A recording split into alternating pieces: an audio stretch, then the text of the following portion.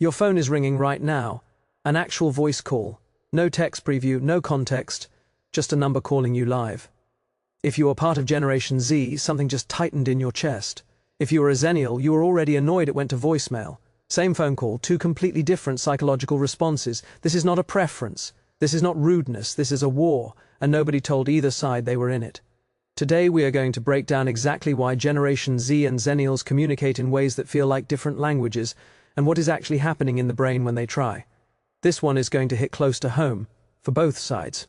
To understand the communication war, you have to understand how it started. And it started long before anyone picked up a phone. Xennials grew up communicating in real time.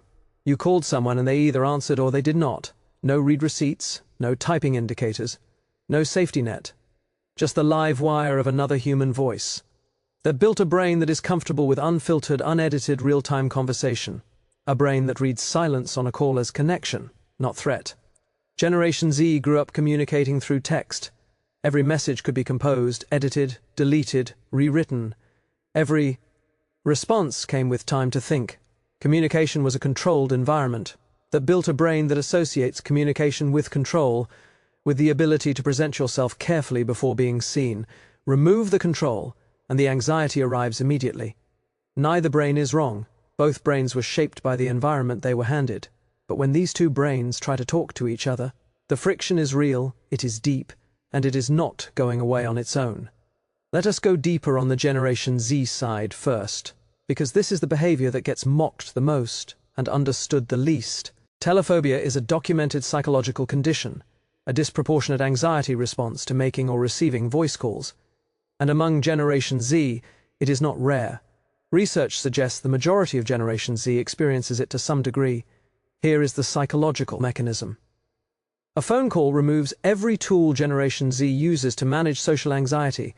No time to compose, no ability to edit, no visual cues to decode tone, no delete button, and the brain, which has been trained to associate communication with safety through control, registers this as exposure, as vulnerability without consent, as a social ambush.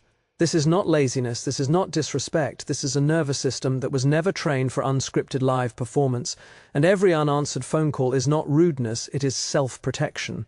The tragedy is that the people they most want to connect with, often older colleagues, managers, or family members, are the ones most likely to call them, and the anxiety creates exactly the distance they do not want. Now the other side. Because Xennials are not innocent in this war, they have their own communication wound, and it runs just as deep.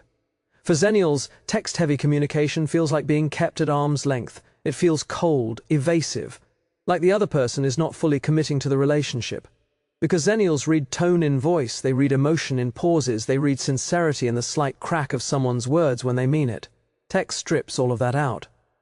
There is also a status element that Xennials rarely admit. In their working world, calling someone was a sign of seriousness. It meant, this matters enough for real time. Texting, to many Xennials, still carries the subtle message, you are not worth my voice. And the thing that drives Xennials absolutely to the edge, the thing they will complain about in every office, at every dinner table, is the text thread that replaces a conversation that should have taken 30 seconds on a call, but instead takes 45 minutes of back and forth. Both sides are right about their own experience. Both sides are wrong about the other person's intention. This is the heart of the silence war. Nowhere does this war cause more actual damage than in the workplace. And the damage is not just discomfort, it is broken trust, missed opportunities, and careers quietly derailed. Here is a scenario that happens every single day in offices across America.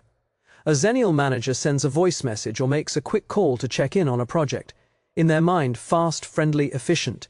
In the Generation Z employee's mind, why are they calling me? Did I do something wrong? Why did they not just email? Is this serious? Should I be worried? Their nervous system has already activated a threat response before the call is even answered. Now flip it. Generation Z employee sends a thoughtful, detailed, carefully written Slack message about a sensitive project update. In their mind, respectful, considered, gives the manager time to process. In the Xennial manager's mind, why could they not just call? What are they hiding behind that wall of text? If this was simple, it would have been a quick call. Why does this feel so cold? Two professional, well-intentioned people, one communication act, completely opposite psychological interpretations. And if this cycle repeats enough times, one of them starts getting labeled. Either the manager is intimidating, or the employee is avoidant. Neither label is accurate. Let us talk about what this miscommunication costs at the personal level, because it is not just about efficiency. It is about something more fundamental, feeling known. For Xennials, the persistent shift toward text feels like a slow erasure of intimacy, like the world is gradually removing the human frequency from relationships, like something warm is being replaced by something functional. For Generation Z, the pressure to call, the expectation that real connection requires voice, often produces shame, because they want connection. They crave it desperately, as we explored in the last video. But the mechanism their brain was built for is treated as inferior. Both generations are grieving something real. Xennials are grieving the loss of analog warmth. Generation Z is grieving never having had it in the first place. And they are grieving at each other instead of with each other. Now the hardest part, the assumptions, because both generations carry a set of beliefs about the other that feel like facts, and almost none of them are accurate. Xennials tend to assume Generation Z does not want real connection. They are addicted to screens.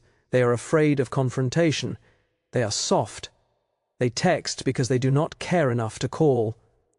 The reality, Generation Z wants connection so desperately that the fear of getting it wrong in real time feels unbearable. The texting is not distance. It is the only bridge they know how to build, and they are building it as carefully as they can. Generation Z tends to assume Xennials love calling because they want to put you on the spot. They do not respect boundaries. They are aggressive communicators. They call to catch you off guard, on purpose. The reality, Xennials call because they genuinely believe it is the most caring option. In their psychology, taking the time to call means, you matter enough for my real presence. The call is not a trap. It is an act of warmth that lands as an ambush. Good intentions, wrong translation. The silence war is not between people who do not care. It is between people who care and were never given a shared language. So what do you do with this? Not in theory. In practice. At work on Monday. With your family this weekend.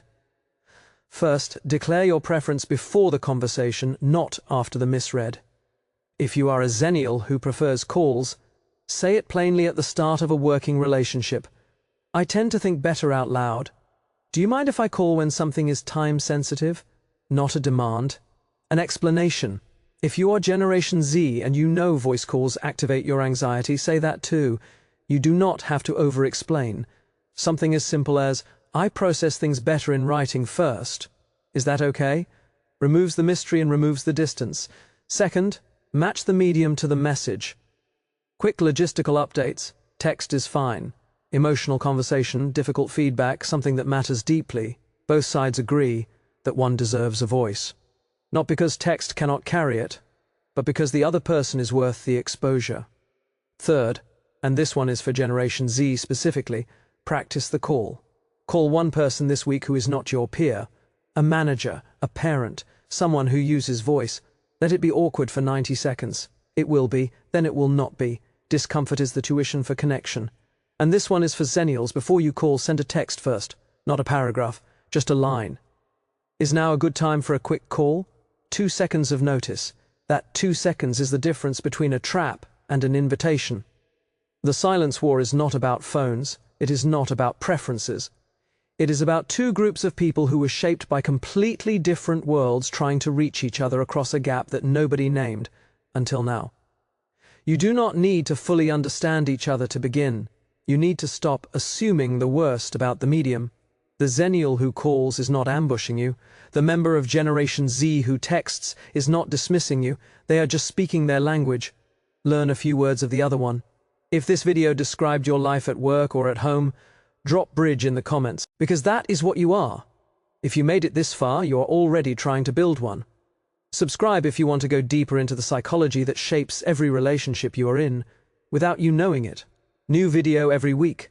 Next video, the psychology of Xennials, the hidden grief of a generation that never got to be young. If you thought today was heavy, that one goes deeper. You will want to see it. Until then, Next time someone calls you and you do not want to answer, ask yourself one question. Is this a threat, or is this someone who just speaks a different language? Peace.